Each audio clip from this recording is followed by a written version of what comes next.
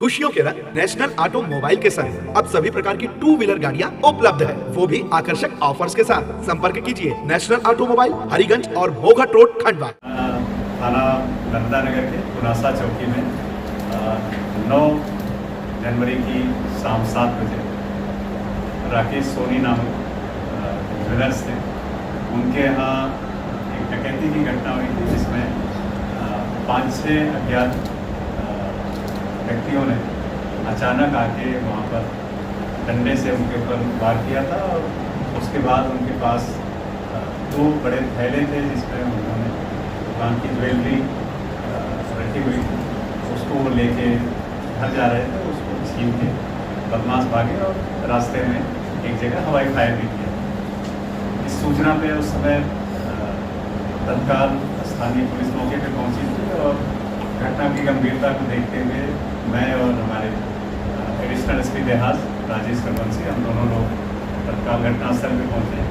बाद में हमारे डीआईजी खरगोन श्री सिद्धार्थ बबुड़ा साहब भी मौके पे आए थे। घटना की गंभीरता को देखते हुए पहले मैंने 10,000 रुपये का रिवार्ड डिक्लेयर किया था, बाद में डीआईजी साहब ने अज्ञात आरोपियों की पता रसी के लिए 20,000 रुपये इनाम की भी घोषणा की। इस पूरे घटना की गंभीरता को देखते हुए हम लोगों ने एडिशनल एसपी देहात के नेतृत्व में 3 अलग अलग टीमों का गठन किया, जिसमें एसडीओपी मनोहर गौली हमारे उस टीम को लीड कर रहे थे, साथ ही टीआई नर्मदा नगर विकास कीची, चौकी प्रभारी पुनासा राजेश साइडे, उप निरीक्षक राजू पाटिल, हमारे साइबर की टीम जिसमें प्रधान आरक्षक जितेंद्र और उनके साथ विक्रम है। ये पूरी लगभग 27 से 30 लोगों की टीम हम लोगों ने जिले के अच्छे अधिकारियों को और कर्मचारियों को चयन करके इसमें डाला था। उस समय ये बात आई थी कि आरोपी पैदल वहाँ से खेतों की तरफ से भागे हैं। हमारी टीम ने लगातार 1 हफ्ते तक उनके बारे में जानकारी इकट्ठी की, स्केच लिया, घटनास्थल के आसपास के जो उस समय आप लोगों ने जारी किए थे फुटेज कुछ आए थे, वो भी बड़े महत्वपूर्ण हमारे लिए थे। और इन सब तथ्यों के आधार पर जब आसपास के जिलों में हम लोगों ने इस पूरे घटनाक्रम को और उसमें जो स्केचेस थे उनको जारी किया, उसके बाद एक बड़ी महत्वपूर्ण सूचना हमारे पास मिली कि झाबुआ के पास मेघनगर और कल्याणपुरा के आसपास के एक रतन और बसोनिया गए हैं, जो इस तरह के डकैती और बड़ी घटनाओं को अंजाम देते हैं। हमारी योजना बना के हम लोगों ने 3 टीमों को यहाँ से झाबुआ भेजा, इसमें टीआई विकास कीची भी थे, राजेंद्र भी थे, हमारे सब इंस्पेक्टर राजू पाटिल थे, महेंद्र यादव, वीरेंद्र सेन, साइबर की टीम जितेंद्र और विक्रम, ये सभी लोग उसी क्षेत्र में लगातार अपने मुखबिर तंत्र के और दूसरे जो हमारे वहाँ पे संपर्क है उनके माध्यम से लगे रहे। कल एक बड़ी महत्वपूर्ण सूचना हम लोगों को प्राप्त हुई कि ये अपने गांव से निकल के ये बाहर जाने वाले हैं, क्योंकि इनके गांव का जो ट्रेन हम लोगों ने देखा था वो झाबुआ में अलग अलग तरह के पहाड़ी क्षेत्र हैं और जहाँ पे अलग एक घर बना के रहते हैं और उन घरों तक जाके उनको पकड़ना बहुत ही मुश्किल काम था। हम लोग ये इंतजार कर रहे थे कि अपने घरों से बाहर निकले, उसके बाद इनको हम लोग पकड़ें। कल ये पूरी 3 बदमाश अलग अलग जगहों से निकले। एक राजगढ़ नाका है जो दाहोद की तरफ जाने का रास्ता है, वहाँ पे हमारी टीम ने जाल बिछाया और ये वहाँ पे निकल के गुजरात की तरफ जाने का योजना बना रहे थे। वहाँ पे जब ये मुखबिर के द्वारा और इनके जो फोटोग्राफ्स थे उनके आधार पर ये सुनिश्चित हुआ कि ये वही आरोपी हैं जो हमारे यहाँ घटना किए थे, पुलिस टीम ने इनको वहाँ पर दबोचने का प्रयास किया, वहाँ से भागे। फिर अलग अलग टीमों ने 3 आरोपियों को वहाँ पे मौके पर पकड़ा, जिनका नाम रतन, बसोनिया और तीसरा आरोपी है विनोद। इन 3 आरोपियों को मौके से पकड़ा है। जब इनकी तलाशी ली गई तो इनके पास से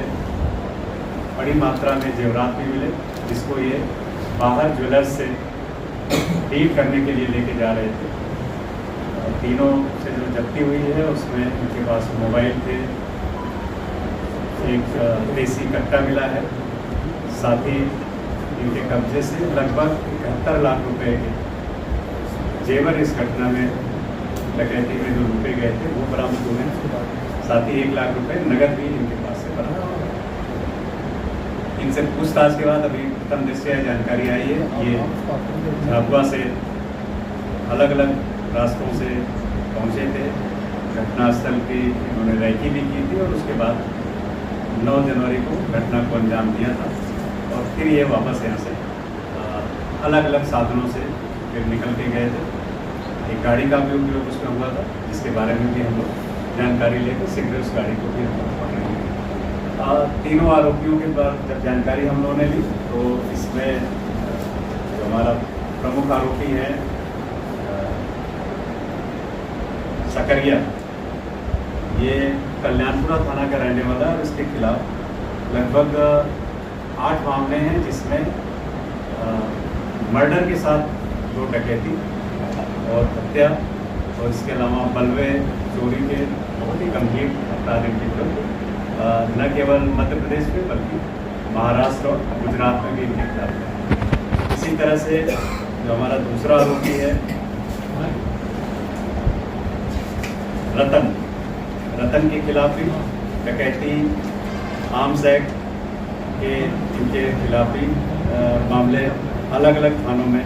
दर्ज हैं। ये थाना कोतवाली झाबुआ का रहने वाला है, पूर्व में 6 साल जेल में भी सजा काट चुका है। विनोद जो है इसके खिलाफ भी पूर्व में अलग अलग थानों पे महाराष्ट्र के पुणे में भी और साथ ही झाबुआ और रतलाम में इसके खिलाफ डकैती और लूट के मर्डर के मामले में। इसके अलावा जब पूछताछ में कुछ जो 7 के आरोपी थे वो भी बड़े दुर्दांत आरोपी हैं जिन्होंने इस घटना में के साथ अंजाम दिया। उनके विरुद्ध भी इसी तरह के हत्या डकैती लूट के मामले न केवल मध्य प्रदेश बल्कि गुजरात महाराष्ट्र में ये भी पूछताछ में हम लोगों को पता चला है कि वर्ष 2024 में जनवरी में ही राकेश सोनी के यहाँ ही 31 जनवरी की रात में इसी गैंग द्वारा इनसे लूट की कोशिश की गई थी जिसमें लूट के प्रयास और का एक प्रकरण भी दर्ज हुआ था। उस घटना को भी करने में इसी गैंग का हाथ था जिसमें उस समय मौके पे कुछ कुत्ते आ गए थे जिसके कारण ये अपने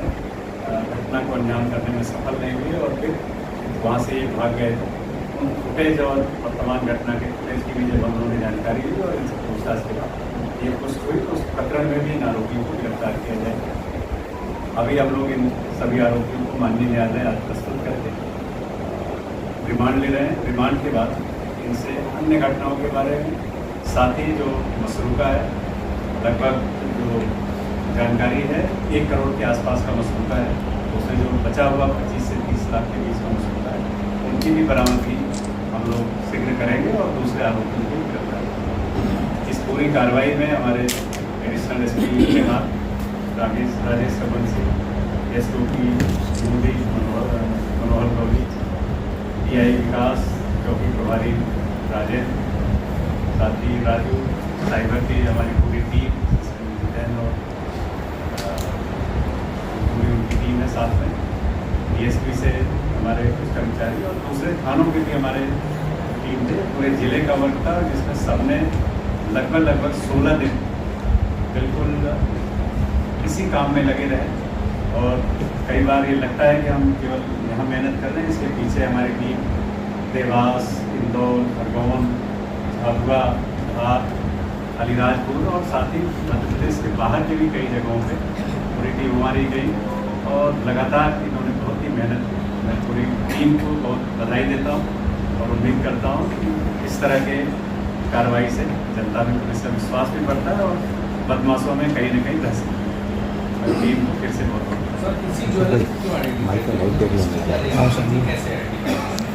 देखिए एक जानकारी ये भी आई है कि इसी गैंग का एक सदस्य खंडवा जेल में भी पूर्व में ट्रांसफ़र पे यहाँ पे आया था, जिससे मिलने के लिए भी इन लोगों का आना जाना था, इसलिए खंडवा के आसपास की सुरक्षित जगहों को उन्होंने देखा और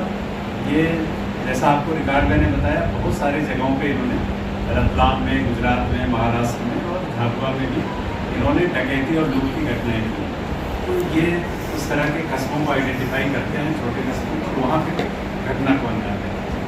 तो ये हमारे फोकस में ये भी था कि ऐसी घटना करने वाले कौन लोग हैं, इसलिए इस गैंग तक हम लोग लगभग 700 ग्राम के आसपास सोने की जानकारी और जो जेवर होते हैं, चांदी मिक्स जो जेवर होते हैं, वो 10 किलो के आसपास। सर पुनासा जैसे क्षेत्र में छोटा सा दुकानदार था, कितने बड़ी काफ़ी क्वांटिटी में उसके पास गोल्ड और सिल्वर रहता है, तो अभी आपने अल्फा बैटरी ली है आपके लिए, क्या कहना चाहेंगे और फिर इस तरह का हैवी लोड रखते हैं? देखिए, ये तो अगर कोई भी ज्वेलर्स है, सुरक्षा का ध्यान रखना चाहिए और साथ ही CCTV जरूर अपनी दुकान के और आसपास लगाएं, जिससे वहाँ पे कभी भी कोई इस तरह की घटना होती है तो उसमें फ़ायदा होता है। और आपको मैं बताऊँ, कल ही हमारे यहाँ का थाना प्रधाना कस्बा है, जहाँ पे 70 CCTV कैमरे वहाँ के स्थानीय जनप्रतिनिधियों और वहाँ के सभी व्यापारी संगठन के लोगों के द्वारा लगाए गए। तो निश्चित रूप से ऐसे प्रयासों से अपराध अगर होता है तो अपराधियों तक पहुँचने में और अपराधों को रोकने में भी काफ़ी मदद मिलती है। निश्चित रूप से इस घटना के बाद हम लोगों का प्रयास होगा कि जिले के जितने बड़े कस्बे और इस तरह के सेंसिटिव जगह हैं, वहाँ पे हम लोग CCTV और संवेदनशील जगहों पे लगाएं और कानून व्यवस्था को बेहतर करें।